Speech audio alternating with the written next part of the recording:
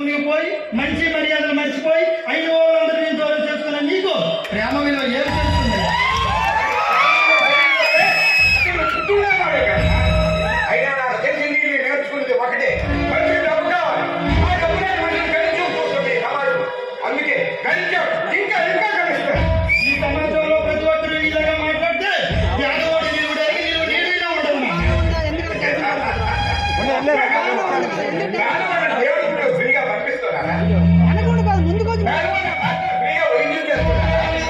పేదవాడిని వడ్డీ తగ్గిస్తున్నారా? పేదవాడి కూతురు డబ్బులే కట్టుకోలేకుండా పెళ్లి చేస్తున్నారా?